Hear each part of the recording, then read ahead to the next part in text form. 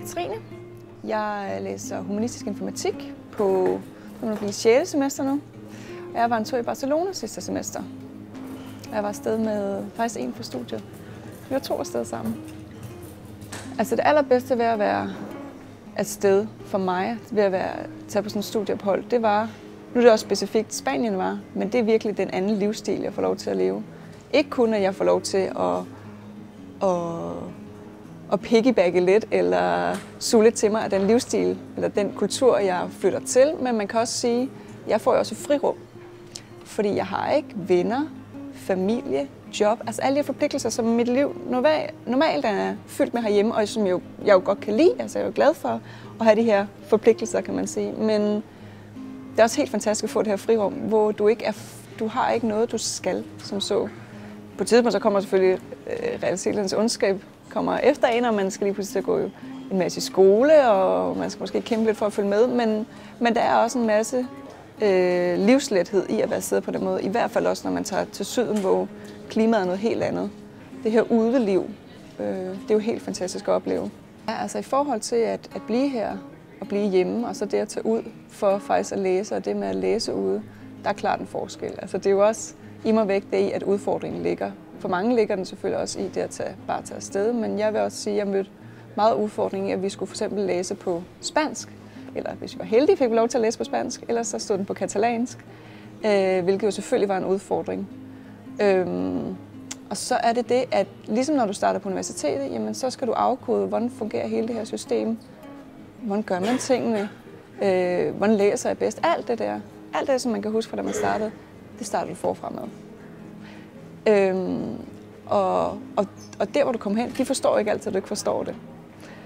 Så jeg vil sige, det, som jeg synes også var rigtig hårdt ved det, det var simpelthen at være den ignorante Erasmus-studerende, der bare ikke fattede en dadel. Og det var jeg så træt af, fordi normalt forstår jeg ret meget, og synes, jeg har meget godt styr på ting, og det fattede jeg bare ikke. Altså, der var så mange ting, der gik over hovedet på mig. Altså, jeg vil sige, hvis jeg skulle gøre noget anderledes, så skulle tillade mig at have lidt større forventninger til mit tur, så skulle det være, at jeg havde været mere aktiv i at skabe en hverdag. Altså været mere sagt sådan, jamen jeg skal gå til salsa eller yoga eller sådan. Det kom løbende, men det kunne være fedt, hvis jeg startede op med det noget tidligere. Og ikke være bange for at få en hverdag. Hvis man går til kor herhjemme, jamen så ud og finde et kor dernede. For det er den bedste tilgang. På universitetet er der stadigvæk det der med, jamen det er ikke sikkert, at de andre gider dig hele tiden, fordi du er væk om et halvt år. Men hvis man har et interessefællesskab, tror jeg, så det er nemmere at bygge noget op og have noget at være fælles om. Jamen, da jeg kom tilbage så fra det her ophold, der af en eller anden skør grund fik jeg endnu mere lyst til at læse igen. Altså, jeg ved ikke, om jeg var faldet helt af på den før, det tror jeg ikke, jeg var, men jeg var måske nået et midtvækstpunkt, hvor det var sådan, den daglige trumrum bliver lidt kedeligt og sådan. Altså, jeg ved ikke, jeg tror bare, jeg blev nysgerrig på ny.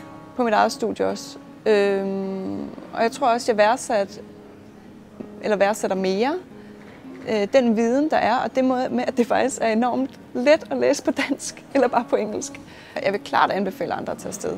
Jeg kan også godt forstå, hvis man synes, det er meget overvældende, og jeg kan også godt forstå, hvis man siger, jamen, det kunne være dejligt at tage afsted med en, så tag afsted med en, hvis det gør, at du tager afsted. Hvis alternativet var, at du blev hjemme, så tag det endelig afsted med en.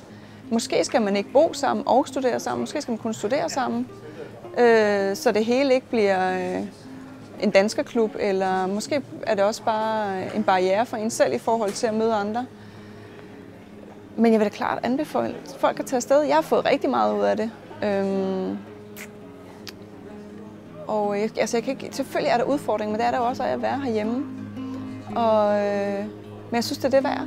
Det synes jeg klart, det er.